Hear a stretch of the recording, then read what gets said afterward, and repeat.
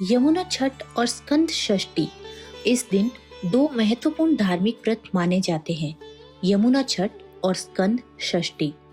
दोनों ही पर्व पवित्रता, भक्ति और बुराई पर विजय का संदेश देते हैं। यमुना छठ। क्या आपने कभी सोचा है कि यमुना नदी को देवी का रूप क्यों माना जाता है और उसकी पूजा क्यों की जाती है? चैत्र मास की शुक्ल षष्ठी को यमुना छठ मनाई जाती है। यह दिन यमुना जी को समर्पित होता है। माना जाता है कि इस दिन यमुना जी की पूजा और स्नान करने से पापों का नष्ट होता है, जीवन में शुद्धता और सुख आता है। यमुना छठ की कथा। सूर्यदेव की पत्नी संज्ञा से दो संतानों का जन्म हुआ, यमराज और यमुना। यमुना अपने भाई यमराज से बहुत प्रेम करती थी। एक दिन यमुना ने यमराज को अपने घर भोजन के लिए बुलाया। यमराज बहुत समय बाद बहन के घर आए। यमुना ने प्रेम से उनका स्वागत किया, भोजन कराया और आरती की।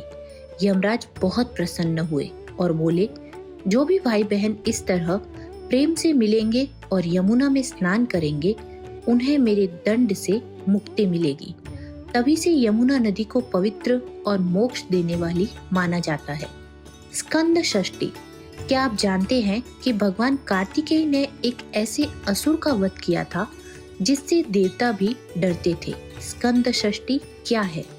स्कंद षष्ठी भगवान कार्तिकेय को समर्पित व्रत है। यह दिन खासकर दक्षिण भारत में बहुत श्रद्धा से मनाया जाता है। स्कंद षष्ठी की कथा। बहुत समय पहले सूर्पदान नाम का एक शक्तिशाली असुर था। उन्होंने देवताओं को हराकर तीनों लोकों में आतंक फैला दिया।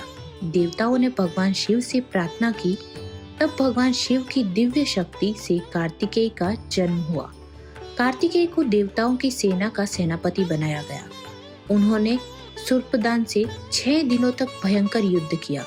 आखिरकार कार्तिकेय ने अपने दिव्य भाले से उस असुर का वध किया। कहा जाता है कि असुर के मरने के बाद वह मोर और मुर्गा बन गया, जो आज भगवान कार्तिकेय के वाहन और ध्वज के रूप में माने जाते हैं।